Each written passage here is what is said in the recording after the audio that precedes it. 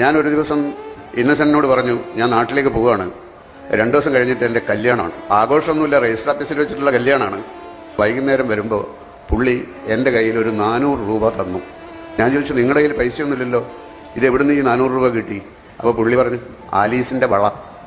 അങ്ങനെ ആ 400 രൂപയും കൊണ്ടാണ് ഞാൻ നാട്ടിലേക്ക് എത്തുന്നത്.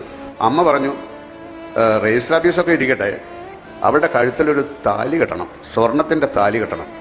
ഞാൻ പറഞ്ഞു, സ്വർണത്തിന്റെ താലി കെട്ടാൻ എൻ്റെ കയ്യിൽ പൈസയൊന്നുമില്ല, നടക്കില്ല, അതില്ലാതെ പറ്റില്ല എന്ന് പറഞ്ഞിട്ട് അമ്മ ഒരുപാട് ഭാഷ വിളിച്ചു. അങ്ങനെ ഞാനിങ്ങനെ ആലോചിച്ച് നോക്കി. അപ്പോൾ നേരെ മമ്മൂട്ടിയുടെ അടുത്ത് പോയി. രാത്രിയാണ്. അപ്പോൾ ഞാൻ പറഞ്ഞു, ഇങ്ങനെ നാളെ എൻ്റെ കല്യാണമാണ്, നാളെ റേസ് ഓഫീസിൽ വെച്ചിട്ട് ആരെയും ക്ഷണിക്കുന്നൊന്നുമില്ല, എനിക്കൊരു 2000 രൂപ വേണം, ഒരു ആവശ്യമുണ്ടെന്ന് പറഞ്ഞു. അപ്പോൾ 2000 രൂപ അദ്ദേഹം തന്നു. അങ്ങനെ സ്വർണത്തിന്റെ ഒരു താലി വാങ്ങിച്ചു.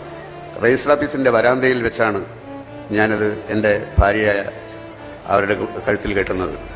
അപ്പോൾ ഒരു ക്രിസ്ത്യാനി തന്ന 400 രൂപ, മുസ്ലിമായ മമ്മൂട്ടി തന്ന രൂപയ്ക്ക് ഹിന്ദുവായ പെൺകുട്ടിയുടെ കഴുത്തിൽ ഞാൻ കെട്ടിയ സ്വർണത്താലി. എന്ത് മതം? ആരുടെ മതം? എവിടെയുള്ള മതം?